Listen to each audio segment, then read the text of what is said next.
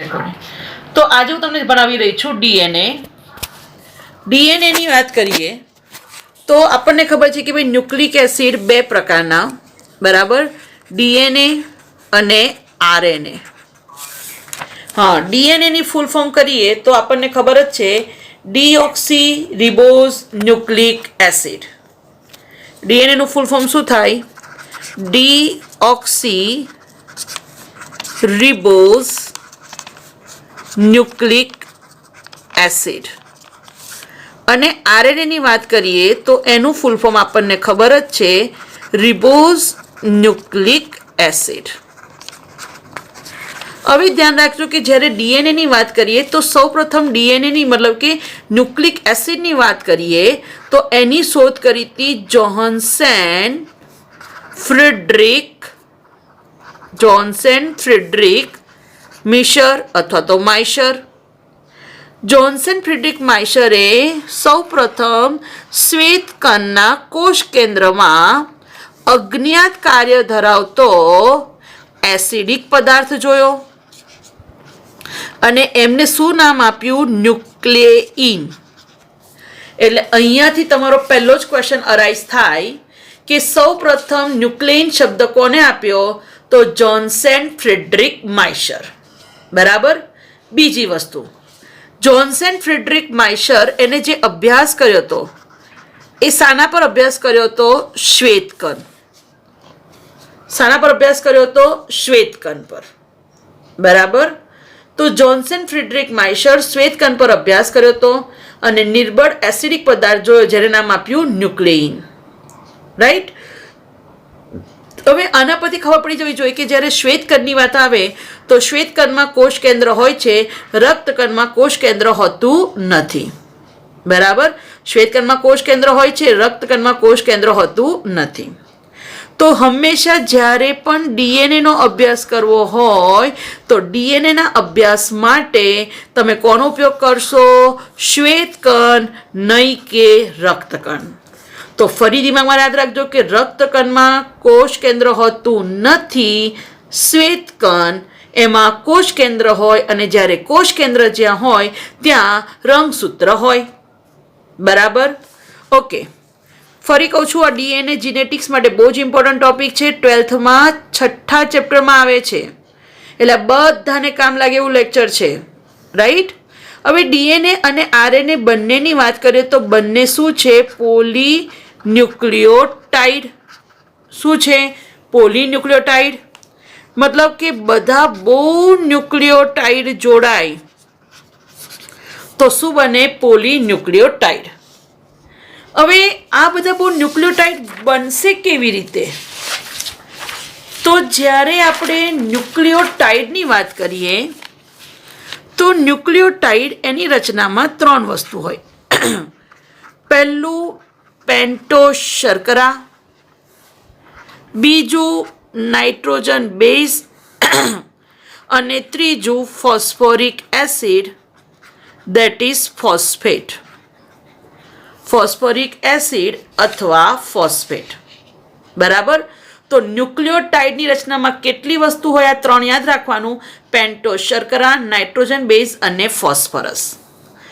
હવે પેન્ટોઝ શર્કરાની વાત કરીએ તો જ્યારે ડીએનએનું બંધારણ હોય તો ડીઓક્સી રિબોઝ શર્કરા હોય અને આરએનએનું બંધારણ હોય તો કઈ શર્કરા હોય? રિબોઝ, જે આપણને ખબર છે. હવે જ્યારે ડીએનએ અથવા આરએનએની વાત આવે તો ચક્રીય રચના તમને કેમેસ્ટ્રીમાં આવી ગયું છે ને, રિબોઝ બંધારણ કે ફિશર પ્રક્ષેપણ દોરું આવી ગયું છે ને, ફિશર અને હાવર્ડ. ઓકે, ચલો ફટાફટ, વાંધો નહીં, એકવાર રિવાઇઝ કરી લઈએ. તો 5 કાર્બનયુક્ત શર્કરા, રાઈટ, પેન્ટોઝ, ક્રિયાશીલ સમૂહ આલ્ડીહાઇડ, બરાબર, HOH HOH HOH CH2OH. બરાબર. હવે આ જે બંધારણ છે રિબોઝનું, આ એનું ઓપન ફોર્મ તમે કેમેસ્ટ્રીમાં શીખી ગયા છો. હવે આમાં જ પહેલા નંબરનો કાર્બન પોઝિટિવ ચાર્જ. બરાબર. તો ચોથા નંબરનો ઓક્સિજન કેવો ચાર્જ? નેગેટિવ. પહેલા નંબરનો ઓક્સિજન કેવો ચાર્જ? નેગેટિવ. ચોથા નંબરનો હાઇડ્રોજન કેવો ચાર્જ? પોઝિટિવ. બરાબર.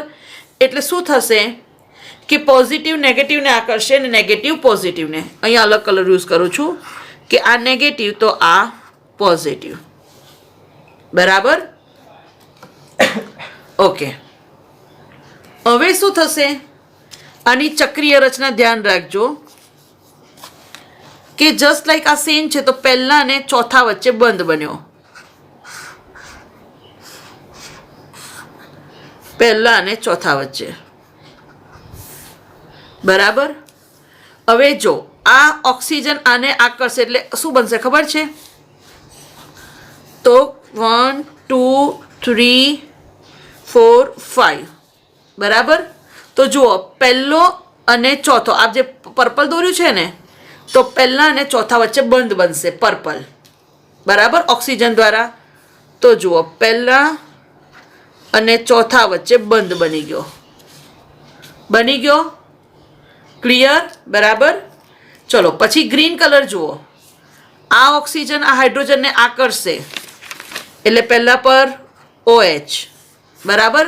પછી બીજું શું છે અહીંયા? H. તો અહીંયા લખી દો H. ચલો બીજું તો same as it is H OH H OH H અને CH2OH. ક્લિયર? તો તમારે આવી ગયું છે કે આ ફિશર પ્રક્ષેપણ કહેવાય. બરાબર. અને જ્યારે પણ પહેલા નંબર પર OH જમણી બાજુ હોય તો એને આલ્ફા ફોર્મ કહેવાય. બરાબર. એટલે આ સારું બંધારણ આલ્ફા ડી રિબોઝ. કોનું બંધારણ છે? Alpha D ribose. સેમ વસ્તુ જો આ ઓક્સિજન આ બાજુ હોય બરાબર તો કશું જ ચેન્જ ના આવે. આ OH અહીંયા લખી દો. બરાબર. તો એ થઈ ગયું બંધારણ કોનું? Beta D ribose. હું તમને આલ્ફા શીખવાડું છું. તમારે ખબર છે કોઈ માઇનોર જ ચેન્જ હશે કે આ OH આ બાજુ હશે તો એને બીટા કહેવાશે.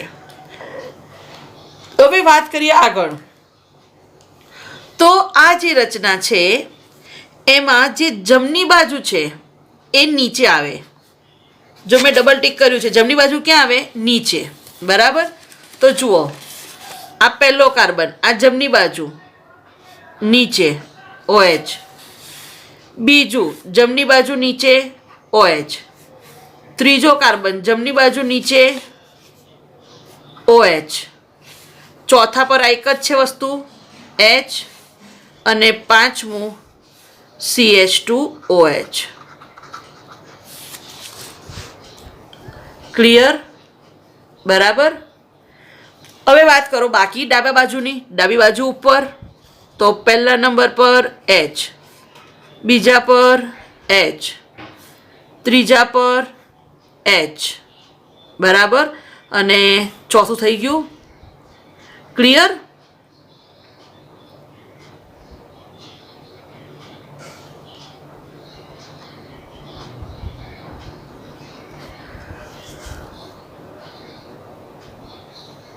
વિધિ એડમિટ નથી થતી. વિધિ કોન્ફરન્સમાં નથી. વિધિ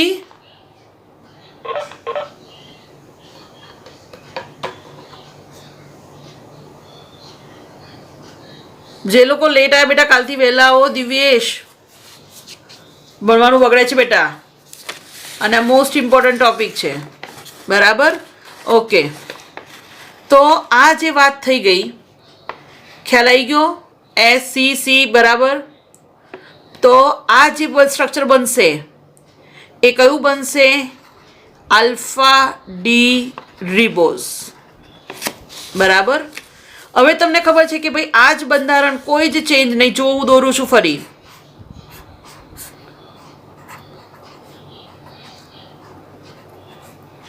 જો મેં માઇનોર ચેન્જ કર્યા છે જરા ધ્યાનથી જોજો. મેં માઇનોર ચેન્જ કર્યા છે તો હવે મને રિપ્લાય કરો કે આ કોનું બંધારણ છે?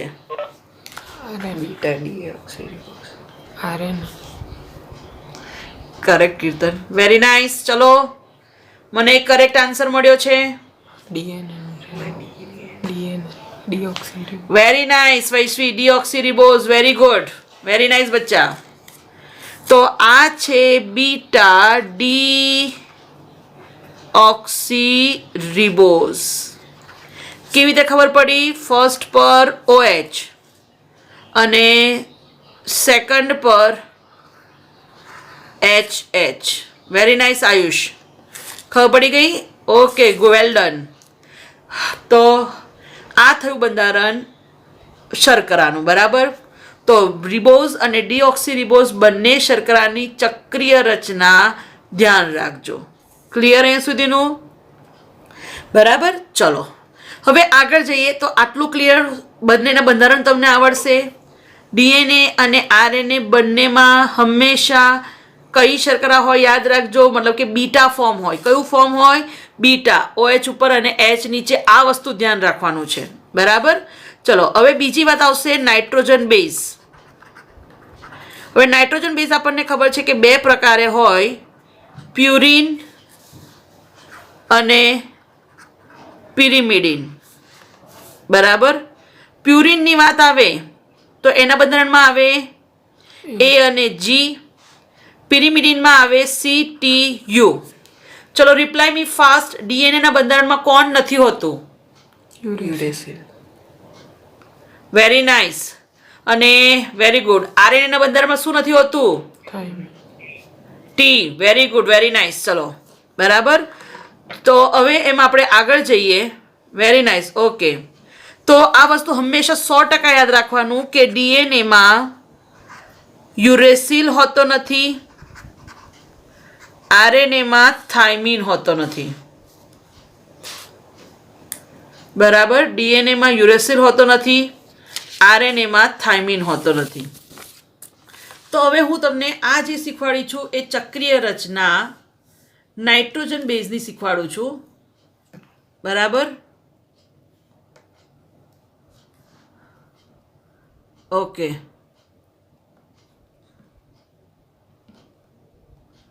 દેખાય છે બધાને?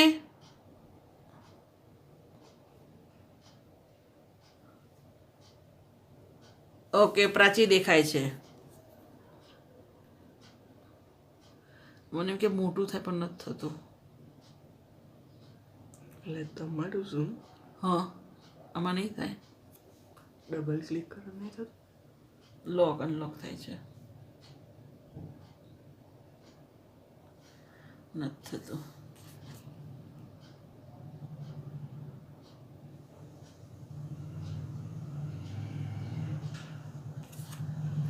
ઓકે ચલો, તો જુઓ આ પહેલું જે હવે જોઈ શકો છો, બરાબર. તો આપણને ખબર છે કે ભાઈ પહેલા અને ત્રીજા, બરાબર. આ પિરિમિડિન શીખવાડી રહી છું. તો પહેલા અને ત્રીજા પર નાઇટ્રોજન, બરાબર. તમે કાર્બન કાર્બન લખો તો પણ ચાલે, કાર્બન ના લખો તો પણ ચાલે. અથવા તમે જુઓ કે આ જ વસ્તુ નાઇટ્રોજન પણ અહીંયા બતાવ્યો છે, નાઇટ્રોજન નંબર 1 અને 2 અને આ 3. એટલે તમે જુઓ પહેલા અને ત્રીજા પર નાઇટ્રોજન છે. તમે આવી રીતે દોરો રચના તો પણ ઓકે, આમ દોરો તો પણ ઓકે, બંને વસ્તુ સેમ છે. ઇઝ ઇટ ક્લિયર બધાને? દેખાય છે બધાને? યસ કે નો કો પ્લીઝ.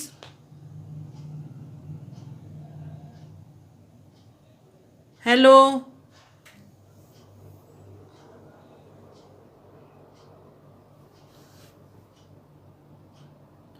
ઓકે ઓકે, યસ દેખાય છે, ફાઇન. ઓકે, હવે જો તો આ જે પિરિમિડિનનું બંધારણ છે, પિરિમિડિનના બંધારણમાં જો સેમ મેં એનું પિરિમિડિનનું બંધારણ દોર્યું અને પિરિમિડિનના બંધારણમાં, ઓકે ચલો હું તમને દોરીને જ બતાવું ફટાફટ. ચલો તમે હવે ધ્યાન આપજો હા ફટાફટ. તો પહેલા નંબર પર નાઇટ્રોજન, ત્રીજા નંબર પર નાઇટ્રોજન. તો પહેલા અને ત્રીજા પર નાઇટ્રોજન, બરાબર. એક છોડીને ડબલ બોન્ડ, અહીંયા છોડો, પછી આ છોડો અહીંયા અને આ છોડો અહીંયા. એટલે આવી રીતે તમે દોરી દો ડબલ બોન્ડ, તો આ થઈ જાય તમારું બંધારણ પિરિમિડિન, બરાબર. આ એટલા માટે કરાવું છું કે કોઈ પણ એક સ્ટ્રક્ચર દોરો અથવા કયું સાચું છે ખાસ પૂછાય છે, બરાબર, પિરિમિડિનવાળું, એટલે ધ્યાન રાખવાનું છે. ઓકે, હવે આ જે બંધારણ છે પિરિમિડિનનું, તો પહેલાં સિમ્પલી નાઇટ્રોજન લખી દો, પહેલાં અને ત્રીજા પર નાઇટ્રોજન, બરાબર. હવે 2,6-ડાયોક્સી, બીજું અને છઠ્ઠું, એના પર ડબલ બોન્ડ ઓ કરો. 2,6-ડાયોક્સી પિરિમિડિન, એ થશે કોનું બંધારણ? યુરેસિલનું. હવે ધ્યાન શું રાખવાનું? નાઇટ્રોજનની સંયોજકતા 4, એટલે જુઓ અહીંયા 1 2 3 4. આ નાઇટ્રોજન 1 2 કેટલા ખૂટે છે? 1. ઉમેરી દો H.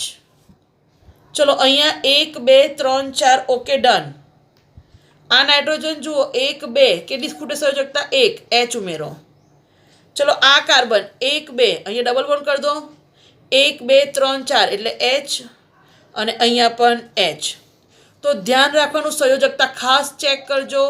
2,6-ડાયોક્સી પિરિમિડિન, એટલે એ બંધારણ થશે કોનું? યુરેસિલ, બરાબર.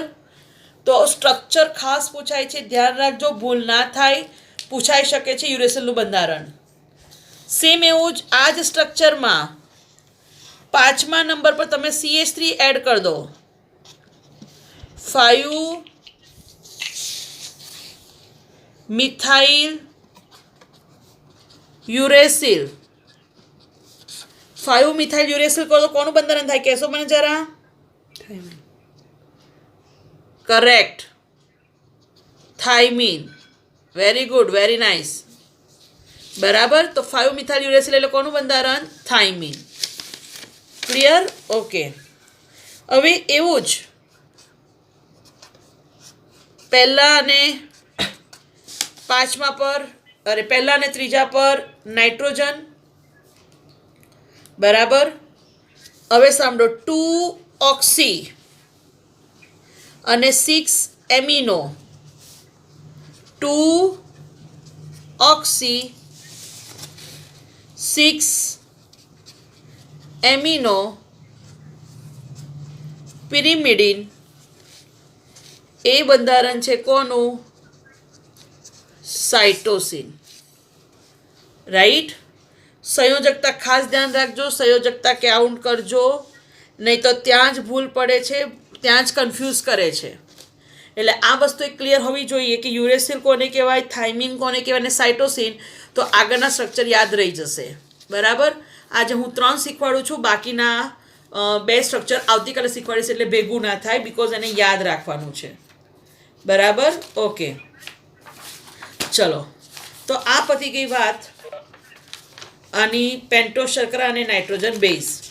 તમને DNA અને RNA એ પણ આવડી જશે, બરાબર. મતલબ કે શર્કરા ખબર પડી ગઈ, અને શર્કરામાં કયો બેઝ, મતલબ કે કોનામાં કઈ શર્કરા હોય એ વસ્તુ તમને ખબર પડી ગઈ. હવે શીખવાડું છું મેઇન, થોડુંક ધ્યાન રાખજો. ન્યુક્લિયોસાઇડ કેવી રીતે બને? તો પેન્ટોસ શર્કરા સાથે નાઇટ્રોજન બેઝ જોડાય, કયા કાર્બન સાથે? પહેલા કાર્બન સાથે. તો જે રચના બને એને કહેવાય ન્યુક્લિયોસાઇડ. અને મોસ્ટ ઇમ્પોર્ટન્ટ, બોર્ડમાં પૂછાયેલો પ્રશ્ન કે અહીંયા કયો બંધ હોય છે? એન ગ્લાયકોસિડિક બંધ. ખાસ ધ્યાન રાખજો, નાઇટ્રોજન બેઝ એન ગ્લાયકોસિડિક બંધ યાદ રાખજો, કારણ કે જ્યારે કાર્બોદિત્વ પૂછે તો ગ્લાયકોસિડિક બંધ, બરાબર. તો પેન્ટોસ શર્કરા વત્તા નાઇટ્રોજન બેઝ, તો એને કહેવાય ન્યુક્લિયોસાઇડ. બીજું, પેન્ટોસ શર્કરા વત્તા નાઇટ્રોજન બેઝ કયા સાથે? પહેલા સાથે. અને 5મા સાથે ફોસ્ફરસ જોડાય, કયા બંધથી? એસ્ટર બંધથી. તો જે રચના બને એને કહેવાય ન્યુક્લિયોટાઇડ, બરાબર. તો ધ્યાન રાખજો, ન્યુક્લિયોસાઇડ કોને કહેવાય ને ન્યુક્લિયોટાઇડ કોને કહેવાય, બરાબર. તો આ વસ્તુ એવી થાય કે ન્યુક્લિયોસાઇડ અને ટાઇડ. હવે આ તમને જેવો એક ન્યુક્લિયોટાઇડ બતાવ્યો, આવા બધા બહુ ન્યુક્લિયોટાઇડ જોડાય તો જે રચના બને એને કહેવાય પોલીન્યુક્લિયોટાઇડ. શું કહેવાય એને? પોલીન્યુક્લિયોટાઇડ. હવે કેવી રીતે બને? તો પહેલાં આપણે બે ન્યુક્લિયોટાઇડને જોડીએ. તો જેમ કે આ એક ન્યુક્લિયોટાઇડ, આ બીજો ન્યુક્લિયોટાઇડ. તો પહેલા ન્યુક્લિયોટાઇડનો ત્રીજો નંબરનો કાર્બન બીજા ન્યુક્લિયોટાઇડના 5મા ક્રમના ફોસ્ફરસ સાથે જોડાય. કયા બંધથી? એસ્ટર બંધથી. તો જે રચના બને એને કહેવાય ન્યુક્લિયોટાઇડ. ઓકે, સોરી, ફોસ્ફોડાયસ્ટર બંધ. બે ક્રમિક ન્યુક્લિયોટાઇડ જોડાય છે, એકનો ત્રીજો, બીજાનો 5મો. કયો બંધ? ફોસ્ફોડાયસ્ટર બંધ. અને જે રચના બને એને કહેવાય ડાયન્યુક્લિયોટાઇડ. હવે તમે જુઓ કે આ 5મા નંબર પર ફોસ્ફરસ છે ને, જોડાય છે એસ્ટર બંધથી. સેમ એવું જ આ ફોસ્ફરસ અહીંયા બીજો બંધ બનાવે છે, એટલા માટે એને ફોસ્ફોડાયસ્ટર કહેવાય. અને આવી આખી જે રચના બને એને કહેવાય પોલીન્યુક્લિયોટાઇડ. હવે ધ્યાન શું રાખવાનું કે જો આરએનએનું બંધારણ હોય તો આરએનએના બંધારણમાં પોલીન્યુક્લિયોટાઇડની એક જ શૃંખલા હોય. પણ જો ડીએનએનું બંધારણ હોય તો ડીએનએના બંધારણમાં પોલીન્યુક્લિયોટાઇડની 2 શૃંખલા હોય. બરાબર. બીજી વસ્તુ, જ્યારે આખી પોલીન્યુક્લિયોટાઇડ શૃંખલા બને છે તો 3 બંધનો ભાગ ધ્યાન રાખવાનો. પ્રથમ ક્રમના કાર્બન સાથે નાઇટ્રોજન બેઝ એન ગ્લાયકોસિડિક બંધ, 5મા ક્રમ સાથે ફોસ્ફરસ એસ્ટર બંધ, અને 2 ક્રમિક ન્યુક્લિયોટાઇડ જોડાય છે ફોસ્ફોડાયસ્ટર બંધ. બરાબર. આખા ન્યુક્લિયોટાઇડની શૃંખલામાં જે પ્રથમ ક્રમનો 5મો નંબરનો ફોસ્ફરસ છે, આ કયો છેડો મુક્ત? 5'. બરાબર. અને જે નીચે છે તો કયો? 3'. બરાબર. તો આ આખી જે રચના બની એને કહેવાય પોલીન્યુક્લિયોટાઇડ. ઓકે, હવે મેં ગઈકાલે ગ્રુપમાં લિસ્ટ મોકલ્યું હતું, આ ખાલી જોઈ લેજો. આ બી પૂછાયેલો ક્વેશ્ચન છે, પૂછાઈ શકે છે કે ભાઈ રિબોઝ શર્કરા અને એડેનાઇન હોય તો એને એડિનોસાઇન કહેવાય. રિબોઝ શર્કરા અને ગ્વાનિન હોય તો ગ્વાનોસાઇન. સોરી, રિબોઝ શર્કરા અને સાઇટોસિન હોય તો સાઇટીડીન કહેવાય. અને રિબોઝ શર્કરા અને યુરેસિલ હોય તો યુરિડીન કહેવાય. તો એડિનોસાઇન, ગ્વાનોસાઇન, સાઇટીડીન અને યુરિડીન આ બધા રિબોન્યુક્લિયોસાઇડ છે. આ ધ્યાન રાખજો, આ પૂછાઈ શકે છે. સેમ વસ્તુ, રિબોઝ શર્કરા વત્તા નાઇટ્રોજન બેઝ વત્તા ફોસ્ફરસ તો ન્યુક્લિયોટાઇડ બને. તો જેમ કે એ હોય તો એડિનાઇલેટ અથવા એને એડિનિલિક એસિડ કહેવાય, અથવા એને એડિનોસાઇન મોનોફોસ્ફેટ કહેવાય. સેમ વસ્તુ ગ્વાનાલેટ અથવા ગ્વાનિલિક એસિડ અથવા એને ગ્વાનોસાઇન મોનોફોસ્ફેટ કહેવાય. સાઇટીડીલેટ અથવા સાઇટીડિલિક એસિડ અથવા એને સીએમપી સાઇટીડીન મોનોફોસ્ફેટ કહેવાય. યુરિડિલેટ અથવા યુરિડિલિક એસિડ અથવા એને યુરિડીન મોનોફોસ્ફેટ કહેવાય. આ વસ્તુ ન્યુક્લિયોટાઇડ અને ન્યુક્લિયોસાઇડનું પૂછાઈ શકે છે. હું આવતીકાલે પૂછીશ. બરાબર. તો ધ્યાન રાખજો 12મા વાળા પણ, કારણ કે આના પછીનું ચેપ્ટર આપણું જીનેટિક્સ છે, એટલે એમાં આ વસ્તુ આવે જ છે. બરાબર. સેમ એવું જ ડીઓક્સીરિબોઝ શર્કરા, એની સાથે એડિનાઇન જોડાય તો બને ડીઓક્સીરિબોઝ એડેનોસાઇન. જી હોય તો ડીઓક્સીરિબોઝ ગ્વાનોસાઇન, ટી હોય તો ડીઓક્સીરિબોઝ સાઇટીડીન, અને થી હોય તો ડીઓક્સીરિબોઝ થાઇમિડીન. બરાબર. ચલો, સેમ વસ્તુ ન્યુક્લિયોટાઇડ, તો એડેનાઇન નાઇટ્રોજન બેઝ હોય તો ડીઓક્સી એડિનાઇલેટ અથવા એને કહેવાય ડીઓક્સી એડિનિલિક એસિડ. આ આપણી બુકમાં છે 11થમાં. હા, અને સોરી 12થમાં પણ છે. સેમ જો નાઇટ્રોજન બેઝ જી હોય તો ડીઓક્સી ગ્વાનાલેટ અથવા ડીઓક્સી ગ્વાનિલિક એસિડ. સાઇટીડીન હોય તો ડીઓક્સી સાઇટીડીન અથવા ડીઓક્સી સાઇટીડિલિક એસિડ. અને થાઇમિડીન હોય તો ડીઓક્સી થાઇમિડીન અથવા ડીઓક્સી થાઇમિડિલિક એસિડ. બરાબર. તો આ ન્યુક્લિયોસાઇડ અને ન્યુક્લિયોટાઇડની વાત થઈ. બરાબર. તો બંને વસ્તુ ખાસ ધ્યાન રાખજો. હવે આપણને ખબર છે કે જ્યારે વાત આવે ડીએનએ અને આરએનએની, તો આપણને ખબર છે કે ભાઈ ડીએનએ ડબલ હેલિકલ રચના છે, કે ડીએનએ બેવડી કુંતલાકાર રચના છે. બરાબર. તો ડીએનએમાં 2 શૃંખલાઓ સમાંતર હોય છે, પ્રતિ સમાંતર હોય છે. બરાબર. ડીએનએમાં એક શૃંખલા એની સામેની શૃંખલા છે. ડીએનએનો જે બેકબોન છે એમાં શું હોય? શર્કરા ફોસ્ફેટ, શર્કરા ફોસ્ફેટ, શર્કરા ફોસ્ફેટ. એટલે એનું કંકાલ, એનું માળખું કોણ રચે? શર્કરા ફોસ્ફેટ. આ પૂછાયેલો ક્વેશ્ચન છે. અને એને લંબ કોણ ગોઠવાય છે? Nitrogen base. બરાબર. હવે વાત કરીએ કે શર્કરા અને નાઇટ્રોજન બેઝ જોડાય છે. બરાબર. તો હમણાં જ કીધું કે ભાઈ એન ગ્લાયકોસિડિક બોન્ડ, ફોસ્ફરસ જોડાય છે એસ્ટર બંધ. હવે બે સામસામેના ન્યુક્લિયોટાઇડ જોડાય. કેવી રીતે? તો એક ન્યુક્લિયોટાઇડનો નાઇટ્રોજન બેઝ સામેના ન્યુક્લિયોટાઇડના નાઇટ્રોજન બેઝ સાથે જોડાય છે. કયા બંધથી? તો ખાસ ધ્યાન રાખવાનું, કયું બંધ બને છે?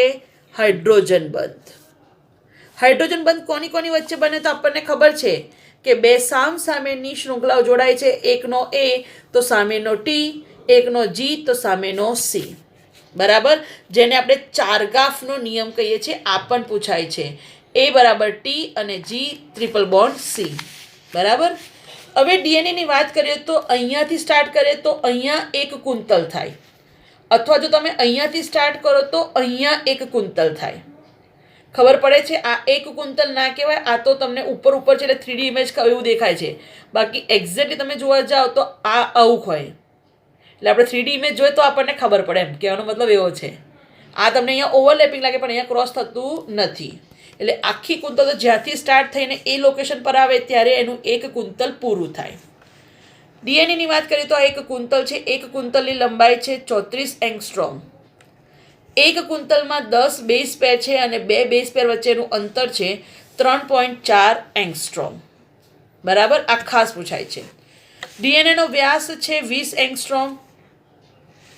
અને ડીએનએમાં જે આ એક સ્ટેપ છે એનો જે ખૂણો હોય છે એ 36 ડિગ્રી. યાદ રાખજો કેટલો હોય છે?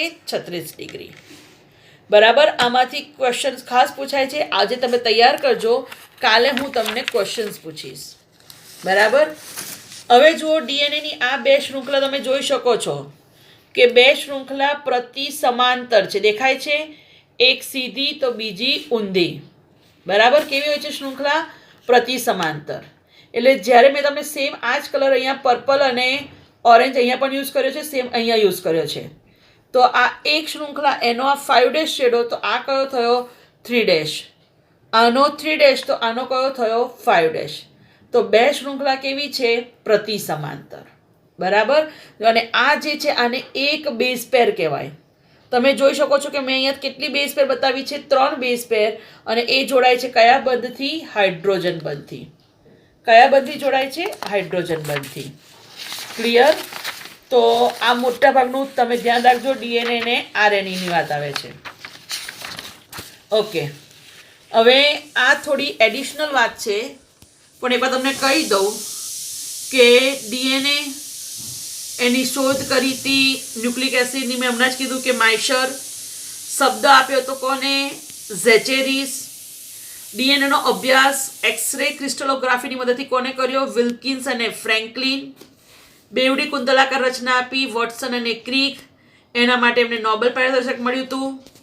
સુકોષ કેન્દ્રીમાં આપણને ખબર છે રંગસૂત્ર શાનું બન્યું છે? ડીએનએ અને હિસ્ટોન પ્રોટીન. અચ્છા, આ વસ્તુ આગળ આવશે પણ ફરી એકવાર રિવાઇઝ કરાવી દઉં વારંવાર કે આપણે સુકોષ કેન્દ્રી છે એટલે વનસ્પતિ કોષ મતલબ પ્રાણી કોષ ખાસ કરીને. તો પ્રાણી કોષમાં જે રંગસૂત્રની વાત કરીએ તો એ ડીએનએ અને મોસ્ટ ઇમ્પોર્ટન્ટ એમાં હિસ્ટોન પ્રોટીન હોય છે. અને બીજી વાત કરીએ તો સુકોષ કેન્દ્રી જે છે એમાં ડીએનએ રેખીય રચના ધરાવે છે. જ્યારે આપણે આદિકોષ કેન્દ્રી, કનાભ સૂત્ર અને હરિતકણની વાત કરીએ તો એમાં કેવું ડીએનએ હોય? વલયાકાર ડીએનએ હોય. સેકન્ડ થિંગ, આપણામાં જે ડીએનએ અને હિસ્ટોન પ્રોટીન જોડાય છે એ Mg+2 દ્વારા જોડાય છે. કોની મદદથી? Mg+2. ઓકે. હવે મેં અહીંયા તમને ડીએનએના જે જમના આવર્તન છે કે કઈ બાજુ ડીએનએ વળાંક ધરાવે છે એના બધા 4 મોડલ છે A, B, C, D. એટલે અહીંયા બીજી વસ્તુ યાદ રાખવાનું કે જે આપણી બુકમાં છે કે આપણે જે ડીએનએનો હમણાં અભ્યાસ કર્યો એ કયું મોડલ છે? બી મોડલ. આ ખાસ યાદ રાખજો, પૂછાયેલું છે. કયું મોડલ છે? બી મોડલ. તો અને આ આપણા બધા કેવા છે? જમનું આવર્તન દર્શાવે છે. અને જે ડાબું આવર્તન દર્શાવે એ ઝેડ. બરાબર. જમનું આવર્તન કોણ દર્શાવે? તો આપણું A, B, C, D alphabetical નામ આપ્યા છે ABCD. અને ડાબી બાજુ આવર્તન કોણ દર્શાવે છે? ઝેડ.